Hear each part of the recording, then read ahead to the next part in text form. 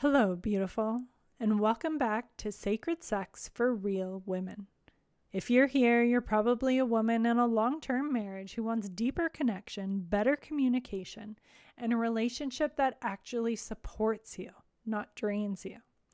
Last week, we talked about the couple bubble and how creating a sense of us and being a team changes the entire emotional landscape of your relationship. If you haven't already listened to that episode, I highly recommend queuing it up after this one. They work so beautifully together, especially during the holiday season. Today, we're taking that foundation even deeper. We're talking about holiday disappointment, and more specifically, the disappointment that comes from unspoken expectations.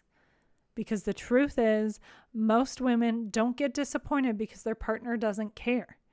They get disappointed because they never communicated what they actually needed. And that's what we're going to change today. The holidays have this sense of magic around them. But for so many women, it doesn't really feel magical. They feel heavy, overwhelming, and honestly kind of lonely and isolating.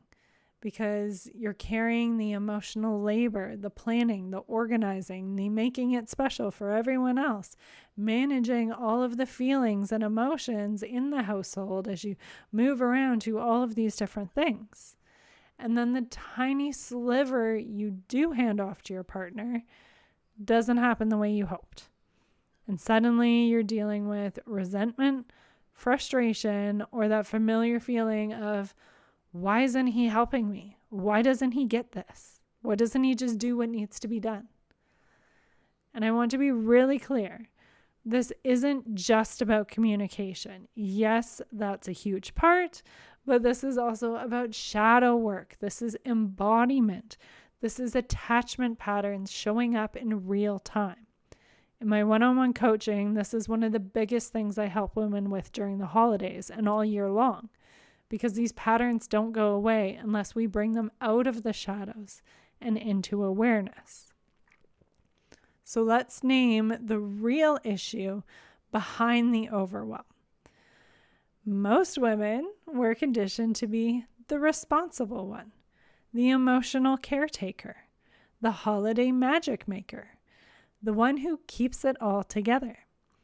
And somewhere along the way, we learned that being independent and doing it all ourselves felt safer than asking for help. This is what I call hyper-independent masculine energy. And it's one of the protective strategies that used to have such a stronghold over me and still definitely pops up from time to time. And it's what I see in so many of my clients. And this energy, this hyper independence, this masculine yang energy, it's not wrong. It protected us at one point. It really served a purpose before. But now it's not really helping us. It's not protecting us. It's exhausting you. And it's not that you're alone in this feeling and this vibe that you get into where you're doing your thing and doing it all yourself. Your partner feels this energy too, even if it's unconscious. When you're in your, I've got it, don't worry, I'll handle it, I'll just do it myself mode, he genuinely thinks he's giving you space or respecting your independence. That, and there's also part of him that's avoiding being told he doesn't do anything right. It's best to just leave it to you. But underneath that hyper-independent facade, we both know you're deeply craving support. And depending on your attachment patterns, one of two things happens. Anxious attachment, you start feeling abandoned, unloved, or invisible, spiraling in your own thoughts while you're getting all of these things done. Or avoidant attachment, you shut down and think, I'll just do it myself, and push him further and further away. Both are shadow expressions. Both are survival responses. They're protection mechanisms. Neither of them support your nervous system or your relationship. This is where resentment comes from and really starts to breed. It's not from the task itself, but from the emotional meaning underneath it. Now, a lot of traditional relationship advice will say, well, just tell him what you want. But it isn't that simple, is it? Have you ever tried having a conversation in the middle of that overwhelm and resentment, the holiday party chaos, and no, that's not how it works? When your body is dysregulated, when your inner child feels unseen, when your nervous system feels abandoned or alone, when your shadows are activated and you're triggered, you can't communicate clearly. You just can't. Your brain doesn't work in that way when you are in that state. And this is why inside my one-on-one coaching, I work with women on embodied communication, not just verbal communication. Because you need to deal with these things that get you triggered so that you can speak and use your logical mind as you communicate through things with your partner. Because until your nervous system feels safe, your words won't land. Until you soften out of your masculine, I'll do it myself energy, your partner won't step in. Until you understand your shadow patterns and attachment triggers, every conversation will feel heavier than it needs to. You can't mind read him, and he genuinely cannot mind read you either. Communication isn't about nagging or demanding. It's actually about letting him in. So I want you to imagine something for a moment. Close down your eyes if it's safe to do so. Of course, not if you're driving. And just imagine a holiday season where you feel supported. You feel like a team with your partner. The emotional load is shared. You're working in harmony together to get things done, each of you playing on your own strengths and being able to lean on each other in that way. You feel like you're not doing it alone. You trust that you can lean on your partner and get through things in a way that still gets everything done, but that you're not doing it alone.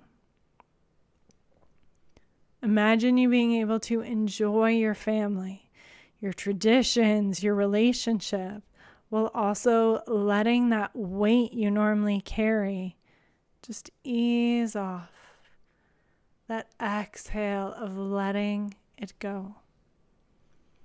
Imagine asking for what you need and actually receiving it in the way you had hoped. Imagine your partner stepping up, not because you broke down, but because the two of you are moving through the world like a team, and it feels fucking good. All of this is absolutely possible.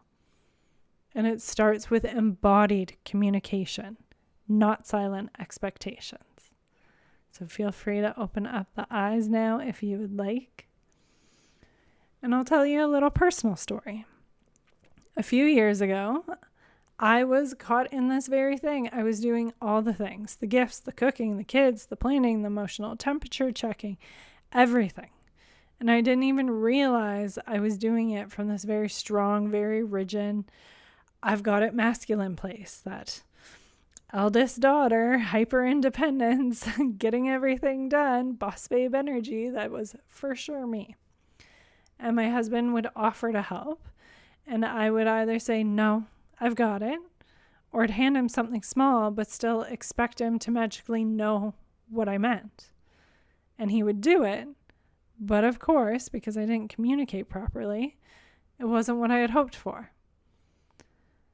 And because I didn't communicate the emotional significance behind why I wanted his help in this way, he treated it as some random uncared for task. And then I'd get mad at him that he couldn't do it right, so I should just do it myself if he can't do it right. I felt unseen, unsupported, so fucking frustrated. And he felt confused and also frustrated at me for being the way that I was being. and our shadows were butting heads all over the place.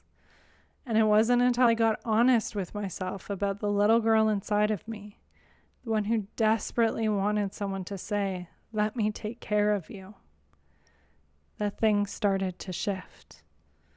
And holy moly, and the inner child healing work and shadow work that goes along with that. And once I moved through that, once I softened and expressed what actually mattered and communicated clearly, things began to change. And I see this over and over in my coaching clients too. The moment they let their partner in, connection comes back. So let's move through what this communication process looks like in practice. Step 1 is to take some self-responsibility and actually identify the shadow behind the overwhelm.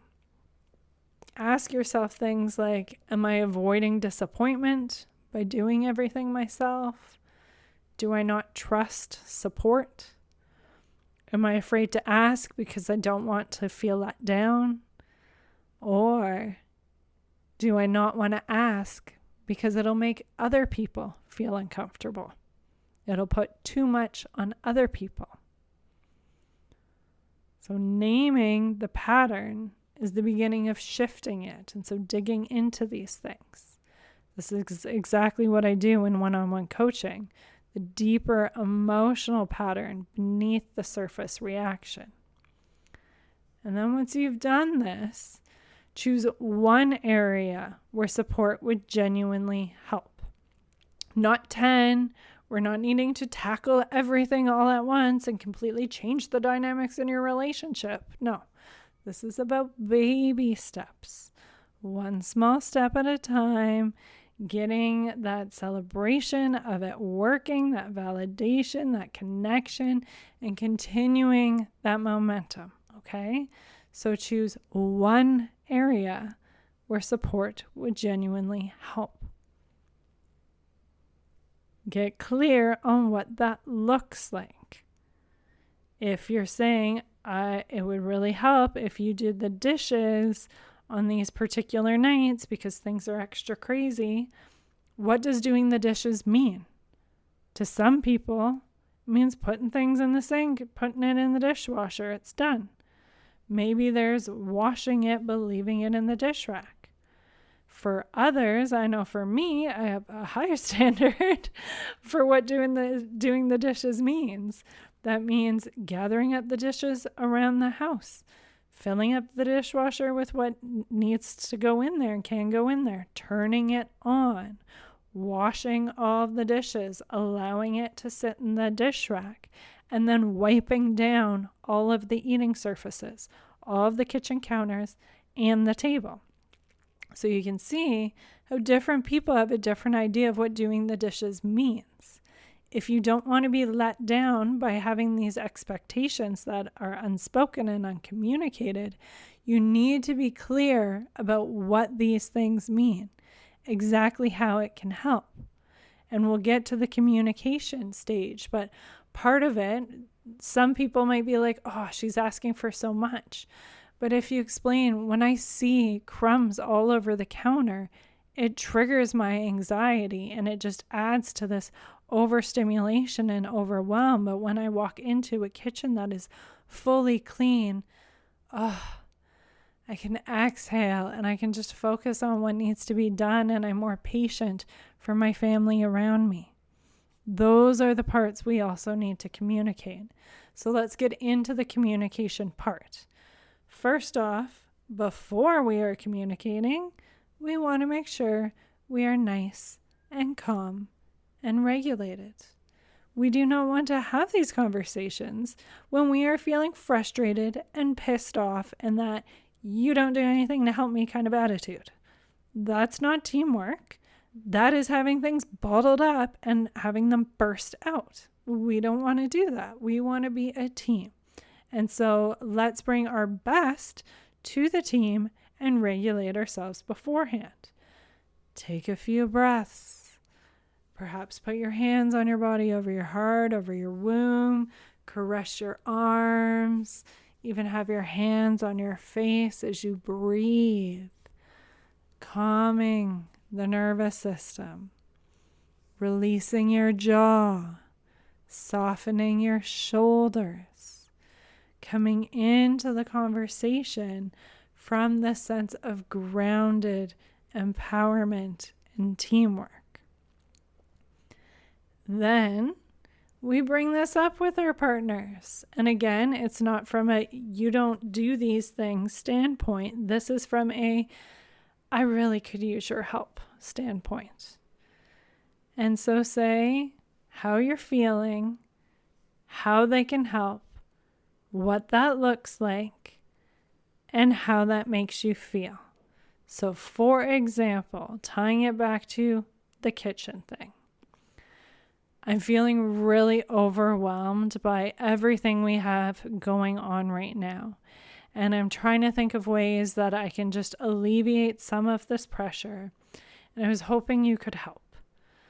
I would really appreciate it if you could do the dishes on Tuesday and Thursday nights, because that's when we have extra practices and game times with the kids.